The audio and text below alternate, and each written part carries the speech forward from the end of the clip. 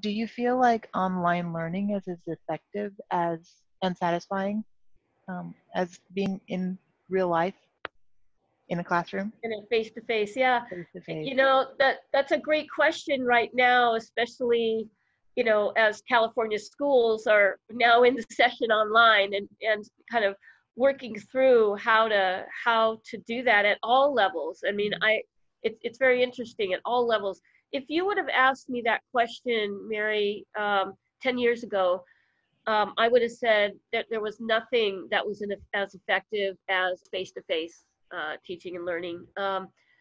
But I do love and prefer face-to-face, but I can make a case for the online learning environment to be effective and really satisfying. I found that online learning, and I'm looking forward to how others feel about this, you can delve deeper into a subject and kind of peel back the onion on a topic. At Claremont Lincoln University, I taught a change class. I got to develop that course. It was a core curriculum course for master's degree students. And the environment was asynchronistic. So I would post some discussion questions and then they would answer in their own time. About 3 days they'd get to answer the questions. But it wasn't just them answering the questions. Their fellow students would then respond to those questions. That was built into the curriculum, that they had to respond to each other. So it became a deeper and richer environment, and it made it so it wasn't just facilitator student, facilitator student, facilitator student. There was a growth and an understanding and kind of an inclusiveness that it made it so that students could share their experiences and their stories, and then they would grow on that. It was a scaffolding of learning kind of approach with the online learning. So yes, I now am a proponent of online learning, and you know, bottom line is, whether we like it or not, or how we think about it, COVID or not, online learning and teaching is here to stay.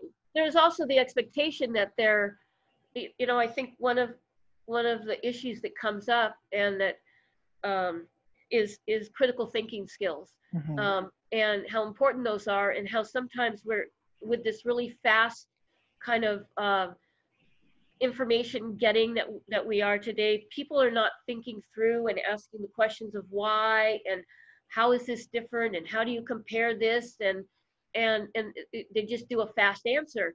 And so, I mean, that's why appreciative inquiry skills are important. You know, you kind of, like I said, peel back the onion on a topic. Yeah, you end up with cogitation and research and looking for resources and learning how to learn. I think that's really why we love it at Front Porch, because we learn. We love to learn. So yeah, that's very different. Well, thank you. Yeah, and I know Marty's on the call, and I just can't wait to hear what Marty has to say about this topic. Well, Marty, I know that I talked to Marty and that where did Marty go? I'm here. Oh, there she is. Okay, good. I warned Marty and told her that I would put her on the spot and her topic today. So Marty, can you just introduce yourself for a moment? Certainly. And let us know what you think of online learning and just give us a background about that. Okay, so I have been very involved in online learning for a number of years. I was the founding dean of a teachers college at Western Governors University, and my job there was essentially to make sure that all the graduates of the teachers college at WGU were able to get certified in the state they lived in. We were national, so we were in every state, and but we had to make sure, we had to ensure that our graduates could get certified in the state where they lived. And so that was, I visited all 50 states and worked with all of the teacher certification heads in all 50 states. And that was very controversial at the time that I was doing that. So I had a lot of pushback from place-based colleges and universities. especially in a state like Wyoming, where they were very threatened by the thought that we could come in and take students away from them. But they didn't have the students we had anyway. So it was, that was kind of a specious way to argue. So I've been involved in that, but we were at Western Governors University, we were a competency-based university. So we didn't count credits per se. We counted competencies. So the things that you already knew how to do, you could come in and prove, and then you wouldn't have to take a course in that. So you would just pass a series of assessments that would prove that you did know how to do whatever it was we were asking you to do. So it was very delightful. I really love that because I'm only a graduate of all place-based universities, and so I have only gone to classes in place-based universities. No, I think that's fascinating. Yeah, it is a big shift, and I think really, how do you make that shift? It sounds so big. So I don't even know that we could get into that right now, because you're going from being in a place, being in a classroom, to just being invisible to everybody that you're working with, essentially. Is that what I think that I discovered about myself was that I'm very entrepreneurial. Oh. I really love creating things.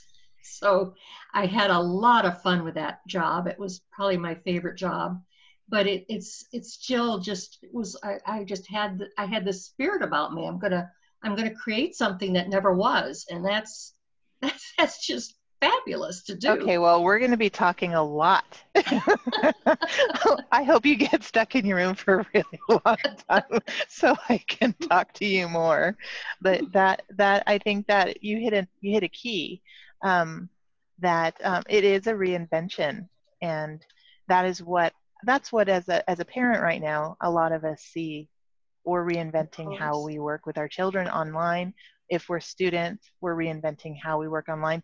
If we're Front Porch employees who are working with our colleagues, we are reinventing how we work with them. Lauren, did you have more to add with Marty? I was just interested in Marty or anyone else on the call. Yeah. You know, we've had kind of this shift, and you know, it used to be the hard sciences were just, that was what we needed to teach. We needed to teach mathematics and reading and writing. Some of those softer skills, like interpersonal communication and how to get along with people and teaming and those skills. I've gone to a couple of seminars lately, and when they're talking about hiring people, they're saying, well, we know people have the hard skills if they're where they're at, but do they have, we're hiring now for the soft skills. And I was just curious if you felt in what you're seeing as far as a trend towards importance of soft skills. Well, of course, you still have to be able to communicate. Yep. No matter what you do, you have to be able to read, write, and talk. I would say that one of the things that we did, just for example, with our science courses, because of course you had to have a background in science too to get a degree, we actually took in from MIT all of their experiments. They had taped them, they had things explode. We could watch it all. And that was very helpful too, to just find different sources that you could bring interesting things into the classroom. Does anybody else have anything to say about children online these days, teaching online? Anything that you have as words of wisdom to the people who might be watching? Well, I just flashed back to when I was stationed at the Naval War College as an instructor, professor, really. And it was really kind of the dark ages. This was in the 1970s, I guess. Oh, yeah, those are dark. Yeah, no, it was last century.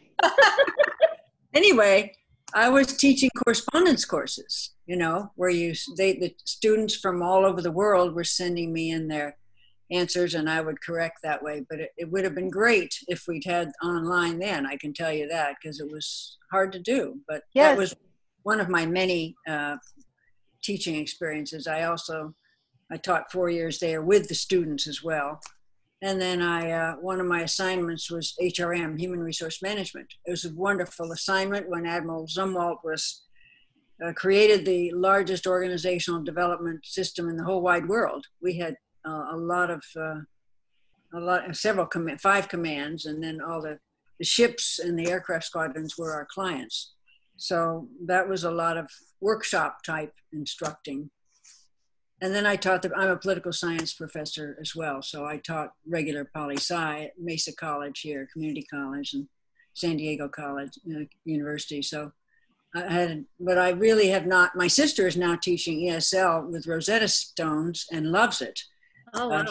She's an ESL type, and she said she talks to students all over the world, and it's just amazing what we're doing these days. Yeah. Well, and Beth, you bring up an excellent point. We all grew up thinking correspondence courses, because you're right. People are always looking to learn, and that makes perfect sense. The internet has taught. I know my children have learned crazy things that I would never have discovered. They know words that I never knew, and they, just like Lauren, where she taught more of a conversational Thai and English to the children of Thailand. The Rosetta Stone, the different programs that are out there, they're teaching us to be more proficient in different ways. I think you're right. It's amazing. It is. The opportunities that we have. I think they don't have to, I think our schools are able to find resources that can actually mimic the things that the children and young adults are experiencing, and help them to navigate that. So does anybody else have anything to add? I worked at an agency called Children of the Night. They rescue kids who've been trafficked in prostitution and pornography, and I designed their school. However, over the past couple of years, they have added an online piece of the curriculum, and 2 summers ago, they asked me to come in and volunteer to supervise and teach some of the classes online. And I couldn't figure out how this was going to work, because we're talking about trafficked young people all over the world. And my first day, I get on the computer with one of the teachers, and we're teaching math to kids in Africa. And it was fascinating, because for one, we had people who were very excited to be speaking to teachers, and it worked. I mean, I was absolutely shocked. I went home that night so incredibly happy to realize that it really functioned. And they were teaching math in English to at-risk kids all over the world. And it really did work. We were doing something like we're doing here, where you could see the person. I remember holding up a notebook to show some basic problems, and we could share screens. But it was absolutely amazing. That was my first experience with actual online learning. Wow, and that's amazing, global, and so worthwhile. Well, thank you for sharing that. So thank you so much, Nancy. I'm going to be talking to you too. Nancy and I actually work in the office together, and I see her on the other side of a piece of glass quite regularly. So thank you. I annoy her on a daily basis. And I do too. So thank you.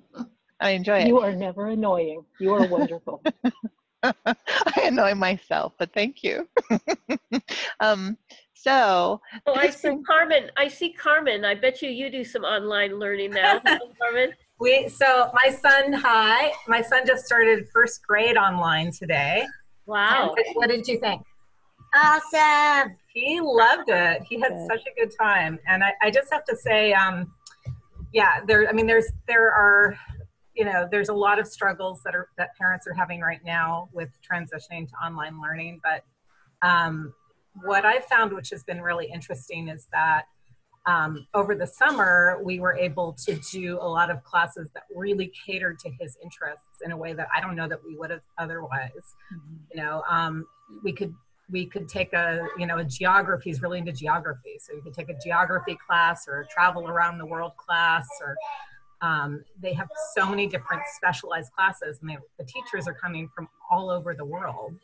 And the students are coming from all over the world. So he'll be in a class with kids from, all over, and who are all drawn to this one, particular subject that they're all obsessed with. And Wow.